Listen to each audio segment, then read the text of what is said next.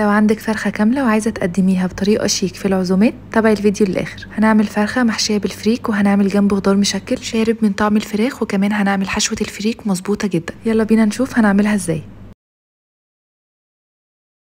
اول حاجه هنحضرها هي خلطه الفريك. هحتاج معلقتين من الزيت على معلقه كبيره من السمنه. في الاكلات اللي زي دي بحب استخدم سمنه بلدي. ضفت عليهم الكبد والقوانص بتاعه الفرخه مقطعاهم مكعبات صغيره، وهقلبهم كده على النار لحد ما يغيروا لونهم. واول بس ما يغيروا لونهم ما يكونوش لسه دخلوا في السوا، هضيف عليهم بصلايه كبيره بيضه مبشوره، وضفت عليها شويه ملح وفلفل. هقلبهم بقى مع بعض عشان ياخدوا من طعم بعض ويتبلوا. انا عايزه اقلب في البصل كويس قوي لحد ما ياخد لون مصفر كده حلو، يعني انا عايزاه يوصل للمرحله دي بالظبط. تشويح كل حاجه لوحدها بتفرق في النتيجه النهائيه.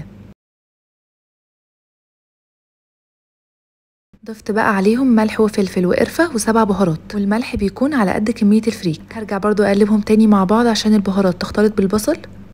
عندي هنا بقى الفريك، دول 1.5 كوباية من الفريك مغسول كويس جدا ومنقوع في مية مغلية لمدة نص ساعة. هنزله بقى على خلطة البصل والكبد والقوانص وارجع برضو اقلبهم تاني كويس مع بعض. انا عايزة الفريك يتقلب مع البصل ويتغلف بالسمنة عشان يكون طعمه حلو.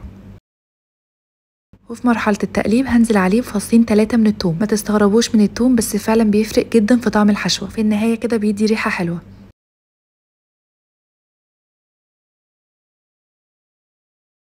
بعد ما اقلبهم كويس مع بعض هنزل بقى بمقدار الميه المغليه. انا مش بستخدم مقدار معين، انا هوريكم انا عايزه الميه تكون قد ايه. انا بكتر شويه الميه في الفريك عن الرز، فانا هنا زودت شويه بشويه لحد ما اوصل للكميه دي. هسيبهم يغلوا مع بعض على نار عاليه وبعدين اهدي النار لحد ما الفريك يستوي. انا عايزه الفريك يستوي 3/4 تسويه مش نص تسويه زي ما بنحشي برز، عشان اضمن تسويته 100% وهو جوه الفرخه. اخر حاجه بقى معلقه كبيره حلوه من السمنه الفلاحي بتعزز الطعم جدا. احط بقى معلقه في الاخر بعد ما اطفي النار، بتديها طعم تاني خالص.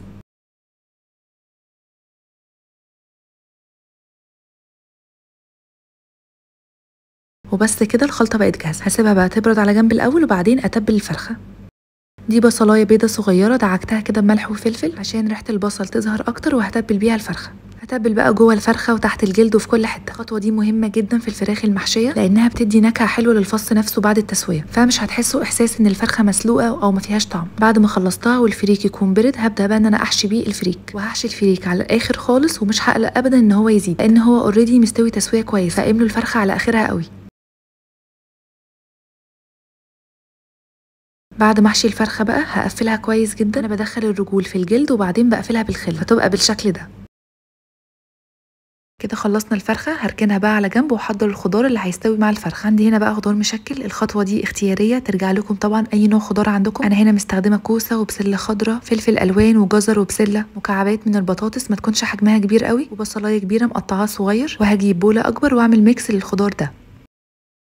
اول حاجه هضيفها البطاطس، البصل، الثوم والخضار المشكل بقى اللي احنا كنا محضرينه، فلفل الوان، كوسه، فاصوليا خضراء، جزر، بسله. وهضيف بقى شويه بهارات ملح وفلفل وكمون وبهارات فراخ، وهنضيف شويه من الشطه اختياريه.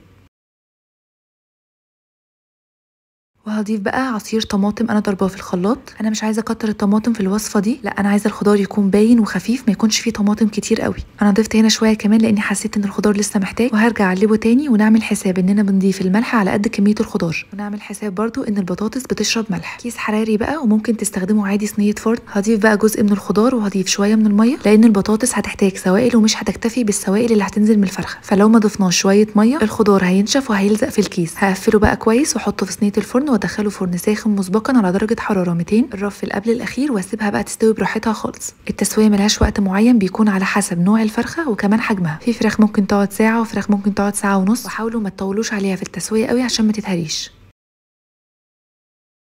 انا شلت الفرخه بقى وحمرتها في الاير فراير، وممكن تحمروها في شوايه الفرن عادي. وبالدهون اللي نزلت من الفرخه لمعت بيها كده وش الفرخه عشان تبقى شكلها حلو. الخطوه دي بتفرق جدا جدا في شكل الفرخه وشكل الطبق في الاخر. هضيفها كده على الخضار، وشايفين كمان ان الفريك طلع شويه صغيرين، يعني ما زادش قوي ولا نزل على الخضار ولا بوظ الدنيا. شايفين كمان الخضار تفاصيله باينه ازاي، يعني مش تقيل كده ومليان طماطم، لا هتحسوه خفيف كده وانتوا بتاكلوه. وبس كده، جربوها هتعجبكم قوي.